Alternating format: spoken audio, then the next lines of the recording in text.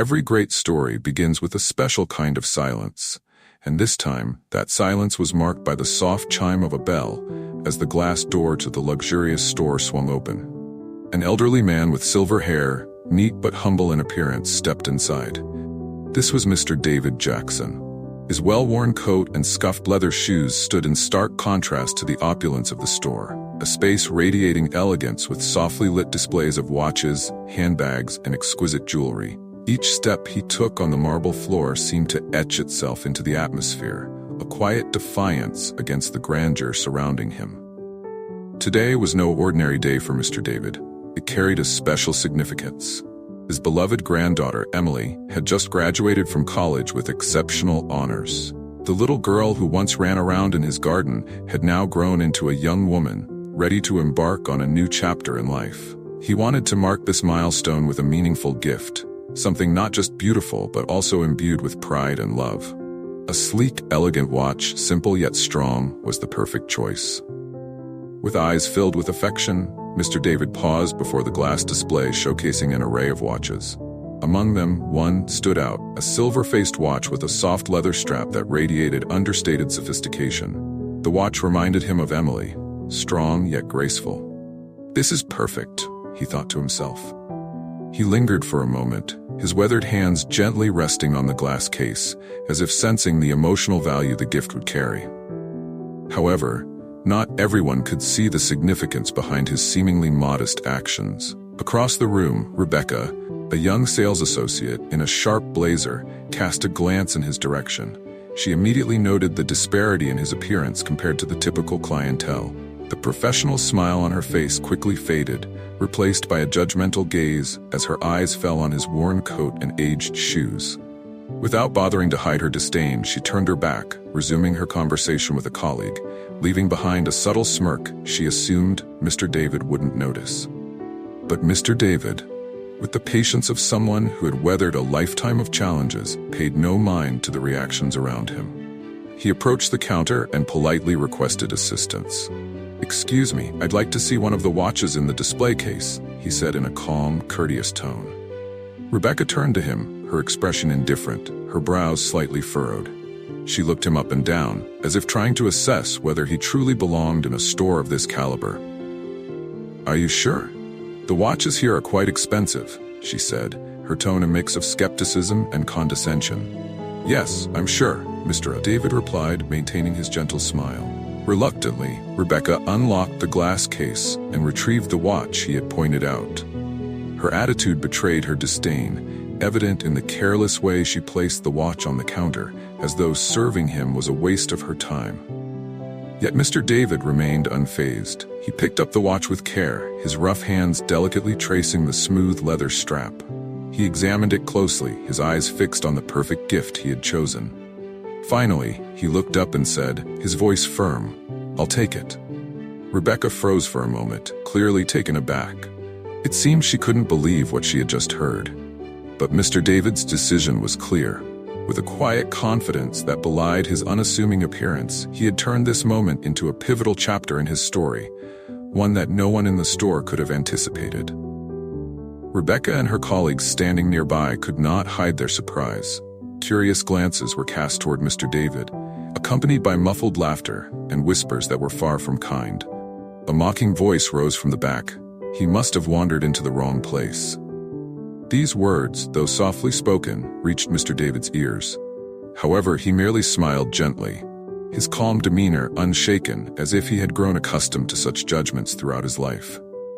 Rebecca, with an indifferent expression, picked up the watch from Mr. David's hands and began wrapping it.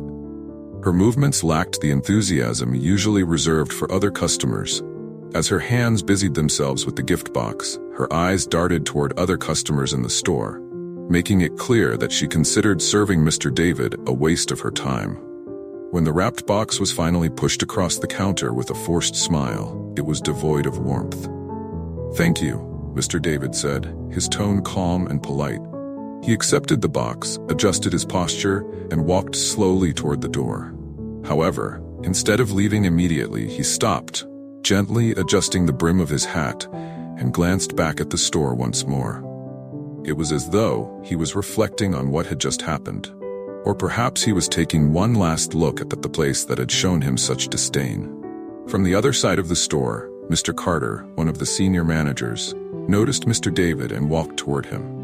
Mr. Carter was a middle-aged man with a stern demeanor, someone who prided himself on his ability to read customers with a single glance. Observing Mr. David's worn-out coat and scuffed shoes, Mr. Carter quickly arrived at a mistaken conclusion. Approaching with calculated politeness, he carried an air of superiority thinly veiled by professional courtesy. "Do you need anything else?" Mr. Carter asked, his tone polite but laced with subtle condescension. "Or perhaps another store might be better suited to your budget?" The words hung in the air like an insult, sharp and deliberate. Yet, for Mr. David, they merely provoked a faint smile. He turned, his gaze steady and piercing as it met Mr. Carter's. "No," Mr. David replied, his tone measured. "I believe this store is just fine."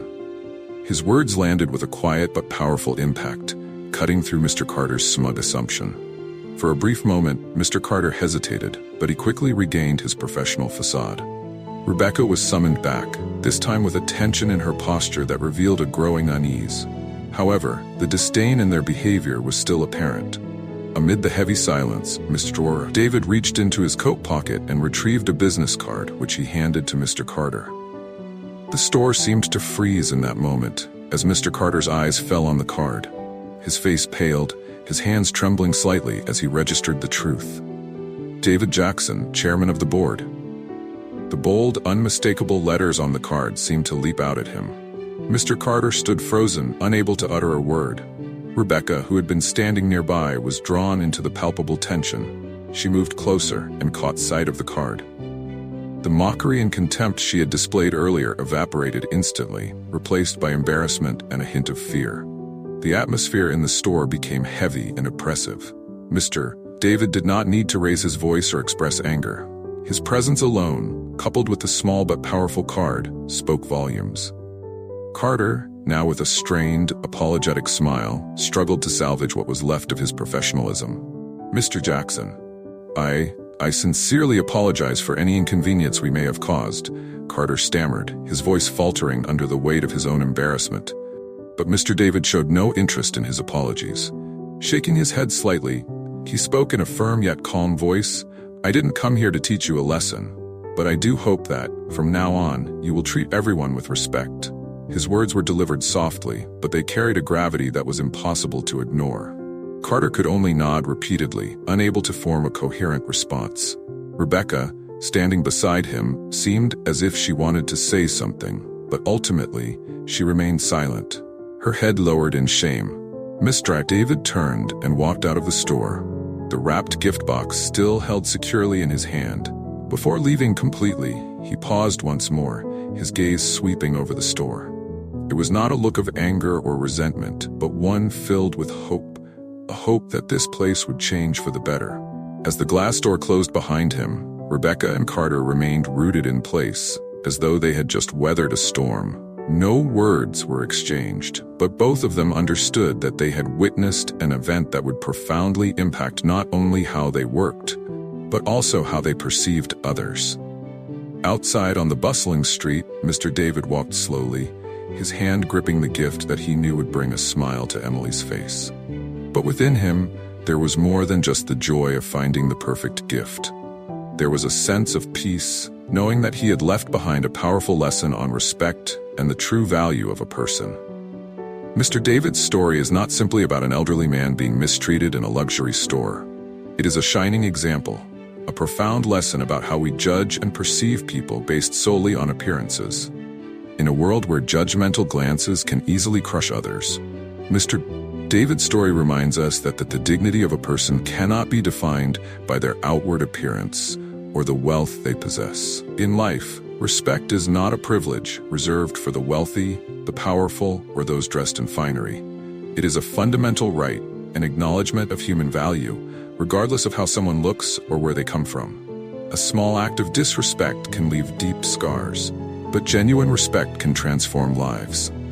That day, the employees in the store learned an important truth. The value of a person cannot be measured by the shoes they wear or the coat they have on. That value lies in how they uphold their dignity, their confidence, and their patience, even when underestimated or treated unfairly. Mr. David's calm demeanor, his quiet smile, and his unshakable poise in the face of disdain taught them that sometimes the greatest strength lies in composure and unwavering self-respect. This is also the message we, the creators of content at Life Stories 365, wish to share with you. Every story we tell is not just for entertainment, but carries valuable life lessons. We hope that through stories like Mr. David's, you will find the inspiration to live a meaningful life, filled with confidence and gratitude. Remember, no matter what challenges you face, your dignity and worth are not defined by how others perceive you. They are found in how you treat yourself and those around you.